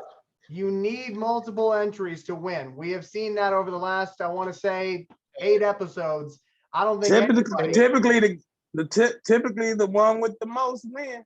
Yeah. Yeah, they got to think about it. Bobby, I'm sorry, Elijah. No, Bobby, you can go ahead, throw them out and tell them how much though. First of all, make sure that they can see that these things still have the plastic on them. Yep. Again, y'all, we not. This stuff is brand new. Bobby, can you tell us the value of those? Yeah, man. The team, we really went in on this together for it, but about $200, brother. So again, y'all, that's before tax. So. Right. So for the people who might be saying, oh, that's a lot, or why we got to do so many steps. These, and everybody knows, especially the people who have them, how easy it is to lose them, and you don't want to buy them. You're getting a $200 gift for free, and only thing you have to do is like something, comment something, and just bring 3 people with you. We don't even need. They'll last the whole 8 hours at work. They'll last the whole 8 hours. I don't care if you open up 3 new YouTube. You can open up 3 brand new YouTube accounts. I don't care. We don't care. But you need to bring 3 subscribers with you. You cannot beat that, man. You Makes can't. a great Christmas gift. Yeah, and if you that's don't got iPhone. If you are somebody like me who has an Android, I mean, this is still a great gift for somebody who lives on Pleasant Street and has got a mansion, and they got all this awesome Appleware. Again, this is a great gift for somebody too. So I want to thank Bobby for doing this. I think it's a great prize to be won, and I hope that we see a lot of participation on this. And hey, again, get us some new people who also want to be a part of what we're doing here on the hunt. Hey Nate, you can win them. Come on, Nate. You can win them too, Nate. Listen, I'm off the hen dog. I'm off the hen dog. I have 150. We are going to go closing remarks now. We're going to go closing remarks here. A minute apiece. We're going to start off with Bobby. Bobby, what do you got to say to the folks before we go? Man, my only remarks is I'm begging, man. Please, Detroit Lions, pull off this damn victory so I don't have to ride with my stepdad back to Toledo, Ohio from Detroit, and he will talk, you know what, the whole trip. Sugar, honey, iced tea. There you go. Man, look, man, I'm telling you right now, he'll talk about when they was losing when I was a kid. He remember all them times. He gonna bring all that stuff up. Please let this be a quiet ride home. I might be listening to some damn Temptations or something on the way home, but I'm gonna be still happy because we got to beat them, man. My stepdad, he talk too much shit. They got to lose. Come on, man. Anyway, I'm begging. Watch your I had to cuss. I'm sorry, man. Bobby, I had to, man, because I'm just thinking about he gonna get on me. Bobby, I know. Go get Bobby. Stop cussing. Flag on the plate, man. Flag on but the please, plate. Detroit, I need. Go ahead, Reg, man. I'm doing my key sweat, man. Of course, I gotta echo the same sentiment, man. But really, to tell you the truth, this is a winnable game. We highlighted certain areas where we can capitalize on it. The defense played their best game of the season last week. So this is the perfect game to capitalize on. Aiden had 2 sacks last week. This is a He was quarterback back they there. can get to. He was This is a back there. quarterback they can get to. I want to see Kaminsky get back on in the groove as well. So it's a lot of things that we could do on the line that can set the tone for this game. Running the ball and getting to the quarterback. Now, Nasty Nate. Again, y'all. Oh, I love it. For my closing remarks, like we say, man, we just want to go ahead and get this victory. Hey, you don't want to wish hurt or anything on somebody, but hey, these guys have went to 3 quarterbacks and they all been knocked out of games. So listen, they fragile. Let's get some hits on the quarterback and let's make them pay. Super easy, Elijah. All right. So for my final comments, what do I want to say? So I want to say this, okay? Jared Goff, this is my message to you, my friend. Okay, bring it in close. You may not be the prom queen, okay? But if you check up on your prom queen 10 years later and she's working at a gas station asking you, well, how many, what pump you want $20 on, you don't have to be the prom queen. You got to be the wife. Earn your place in Detroit Lions history. Show us why you deserve to be the quarterback for the future of this team and not forgotten about. Don't be our one night stand. Be our forever, baby. That's all I got to say. That's all I got to say. Jared Goff, that one's for you. And TJ the Truth Hawkinson, can we please Baby. That's a lie. TJ be the our lie. forever. Be our forever. BOF. Okay. That's all I got for y'all. I am going to leave now with what little dignity I have left. We will talk to y'all later. This is On the Hunt. See you next week, guys. Get him.